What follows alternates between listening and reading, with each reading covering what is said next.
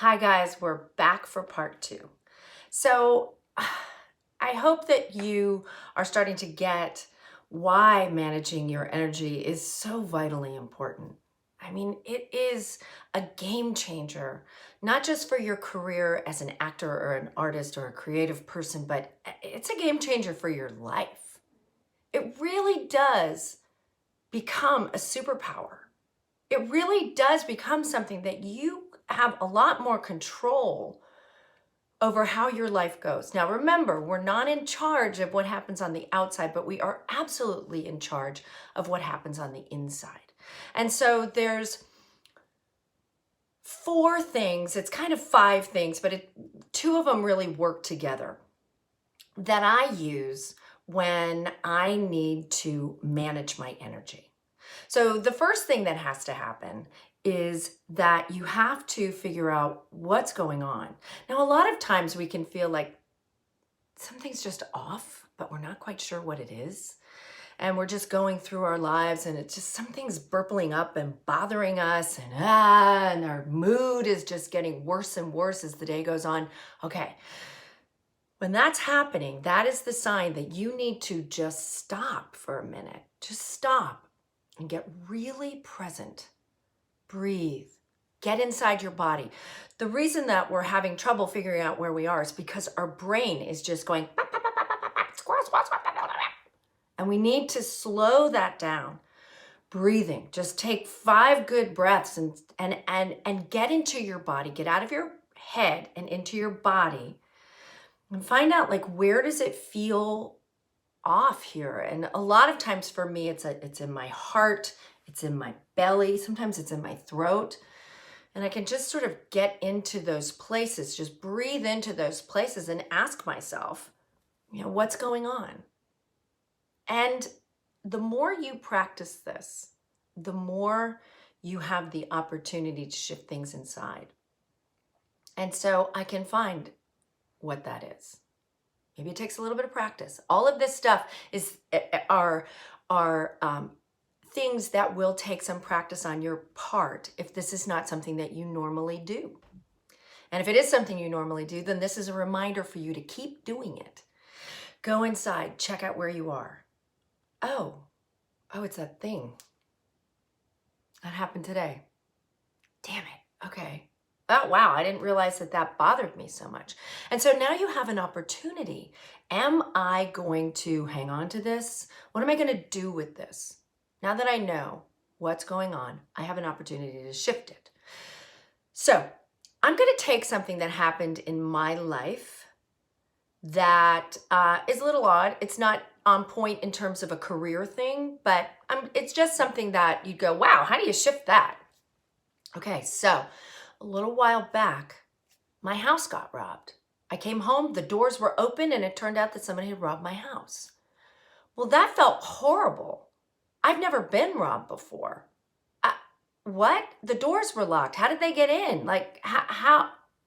Who knew you could push the doors open? Who knew that you had to make sure that you heard the click to make sure that the next door was locked? All of these things. Oh my God, how could I have done that? Okay. I'm feeling like a victim. I'm feeling unsafe. This is not cool. I needed to feel those feelings, but I didn't want to live there. I didn't want to live in victim, unsafe. That's not the paradigm. I really do come from a space of believing that the world is actually a friendly and safe place.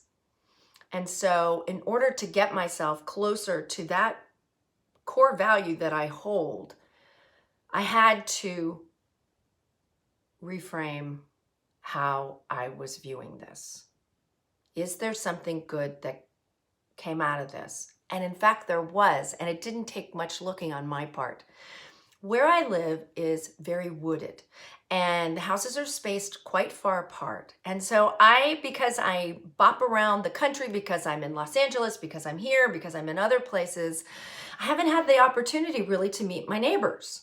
And this was an opportunity to meet my neighbors. And it turns out I have great neighbors. I'm so glad that I got a chance to meet them. I'm so glad that we're friends now. They're like, we're watching out for you. You call us if you guys ever need anything. You know, we've got your back here. And what a wonderful discovery that was. You know, yay, I've got fabulous neighbors. So the reframe there was, yes, my house got robbed. Here, I'm going to fix this lighting a little bit because the sunlight just went away. So my house got robbed, but I got to meet my neighbors.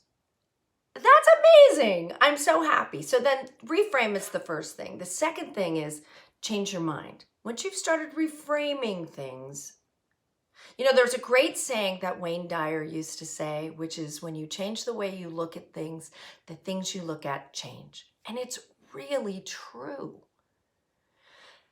It's so true. I think about that.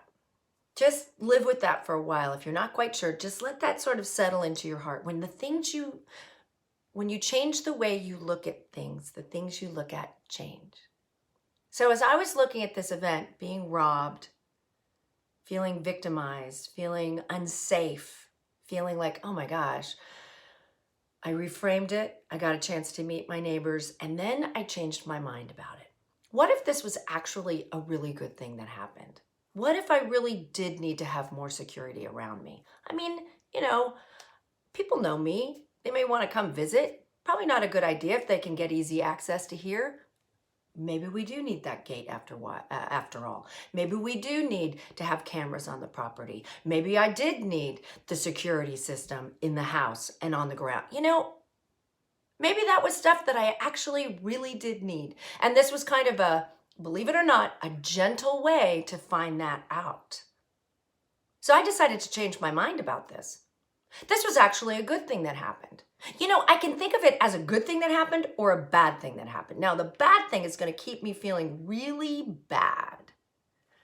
Or the good thing, the positive way to think about it is, oh, I needed this to happen. Wake up! Now you get to make some changes. You know what I call those? I call those fucked up gifts. And they happen all the time. Things that, and sorry about my swearing, just so you know, if you're here, I do swear and that's not going to change. So if it offends you, maybe this isn't the spot for you, or maybe you'll just giggle every time you hear me swear because I probably will swear a lot. So it's a fucked up gift. And fucked up gifts are things that on the face of them, they appear fucked up. But when you get a little bit of space and a little bit of time and a little bit of perspective, it was a gift. It was a gift. They happen all the time. But you really do have to reframe the way you're looking at things and change your mind about things. So, okay, so I'm reframing it. I'm changing my mind about it. The other thing that I can do is, and I do this all the time, is I do the do-over. What's the do-over? The do-over is when you decide you're just going to do it over. You're just going to have a clean slate. Now, this is something that I found that I kind of gave lip service to. Like I would talk about the do-over, but I wasn't actually doing the do-over. The do-over means you cut yourself some slack and you decide to do it over. A lot of times I'll do this in the car when like the day is kind of off the rails a little bit right out of the gate and I'm in my car and I'm starting to get mad. I'm like, Judith, do a do-over right now. Take a deep breath, decide that traffic is going to move for me, that it's going to be okay. I'm starting over. I'm in my car. I'm driving to this place. I can enjoy this. I'm going to enjoy this. And you know, these do-overs, especially when life is not treating you well, practice doing these because they really will change your day. I can't say enough about it. And then the fifth thing or fourth thing, if you're going to do the reframe and change your mind as one thing, and maybe it's two parts, part A and B. But the fifth thing is let it go. Let that shit go. I mean, my goodness, the amount of time that I hang on to things, don't hang on to them like I used to, the amount of things that all the people we know, that maybe you are a person who holds on to something like a dog with a bone and doesn't want to let it go, and it does not serve you. I have learned that the things that I'm holding on to do not serve me at all because it messes up my energy. It makes me upset. It makes me angry. It's creeping back there in the background of my mind, keeping me disgruntled. It's just not worth it. Just let it go. It doesn't mean you don't feel your feelings. It doesn't mean you allow people to take advantage of you or mistreat you. It doesn't mean that you don't make positive changes in your life, because you must and you should, but at some point you just have to let it go. And I find that within this career, these are all things that I do, that for the past 30 plus years of being in this business, I have learned these techniques and these tools, and I employ them. And my goodness, they have helped me stay in the game. They've helped me stay successful. They're things that I share with people all the time because they really do work. And I'm telling you, being in this industry, being an actor, being an artist, being a creative person, people don't always get what you're doing. It can sometimes be a lonely pursuit. It doesn't have necessarily built-in safeguards. It's actually the unsafe path. That's why nobody really wants to do it. Wants you to do it. That's why your parents get a little nervous when you decide, I'm going to be an actor. It's why most people don't pursue this creative path, because they know that it's ungainly, that there's a lot of potential failure in it, that there's no one quick way to success. But if you learn how to manage your energy, if you learn how to find ways to empower yourself, if you learn how to put a beautiful foundation underneath you that supports you, that honors where you are, that lets you be human in the process, but also helps you navigate into a place where you're more empowered, then you're going to have a much better shot at being successful. You're going to have a much better shot at reaching those dreams and goals and desires that you're holding in your heart, that you're nurturing there. It's a really wonderful way to help yourself as you navigate this path. So I hope that this was helpful to you. I really do love sharing these things with you. These are things that I do in my life. And I'm so happy that you're here, and I have lots more to share. So keep watching, guys.